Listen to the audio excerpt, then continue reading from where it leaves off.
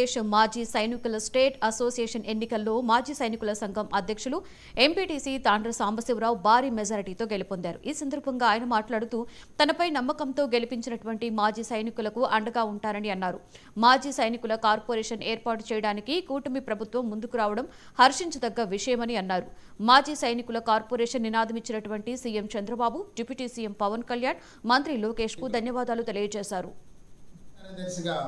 రాజమండ్రి వాస్తవ్యులైనటువంటి సూరెడ్డి శివకుమార్ గారు, డాక్టర్ సూరెడ్డి శివకుమార్ గారు, వారు నేవీలో మరి ఆఫీసర్గా పనిచేసి ఉన్నారు, ఎస్పీఓగా.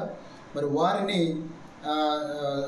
జనరల్ సెక్రటరీగా ఆంధ్రప్రదేశ్ రాష్ట్ర మాజీ సైనిక సంక్షేమ సంఘానికి జనరల్ సెక్రటరీగా ఎన్నుకోవడం జరిగింది.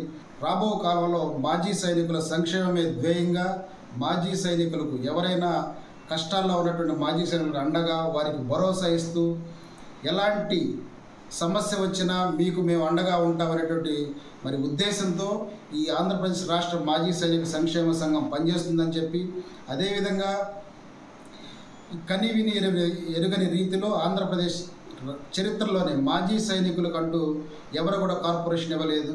అలాంటి కార్పొరేషన్ కూడా గౌరవ ముఖ్యమంత్రి వర్యులు చంద్రబాబు నాయుడు గారు, ఉప ముఖ్యమంత్రి వర్యులు శ్రీ పవన్ కళ్యాణ్ గారు, అదేవిధంగా గౌరవ మంత్రి వర్యులు శ్రీ నారా లోకేష్ బాబు గారు మరి మా మాజీ సైనికుల సంక్షేమం కోసం, మాజీ సైనికులకు హితవు కోసం వారు ముందుకొచ్చి మరి రాష్ట్ర మాజీ సైనిక కార్పొరేషన్ ఏర్పాటు చేస్తామనేటటువంటి నినాదాన్ని ఇవ్వడం కూడా మాకు చాలా సంతోషం వేసింది.